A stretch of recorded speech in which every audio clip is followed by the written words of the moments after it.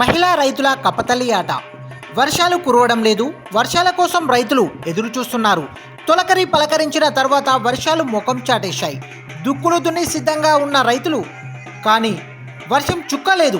దీంతో గ్రామంలోని రైతులు వానదేవుడికి జలాభిషేకం చేస్తున్నారు.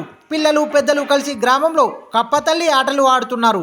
రాజన్న సిరిసిల్ల జిల్లా ఎల్లారెడ్డిపేట మండలం వెంకటాపూర్ గ్రామంలో మహిళా రైతులు పోచమ్మ తల్లికి జలాభిషేకం చేసి ప్రత్యేక పూజలు చేసి రోకలికి పసుపు బట్టలో కప్పని కట్టి కప్పతల్లి ఆటను ప్రారంభించి ఇంటింటికి వెళ్ళి కప్పపైన బిందెలతో నీళ్లు పోసి వర్షాలు సమృద్ధిగా కురవాలని మొక్కులు చెల్లించుకున్నారు.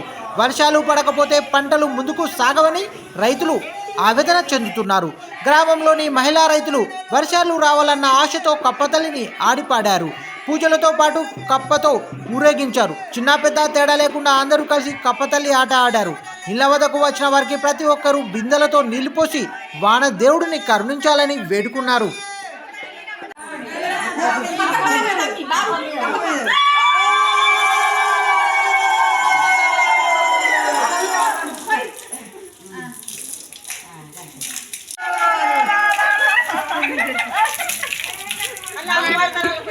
చెప్పమ్మా, ఇప్పుడు చెప్పు.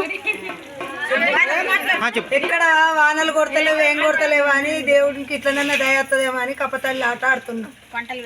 పంటలు బాడి పంట ఏది లేదని, వాన లేదు, వరద లేదు, ఏది లేదని ఇప్పుడు కన్నా ఆనలు కొడతాయని ఆడుతున్నాం.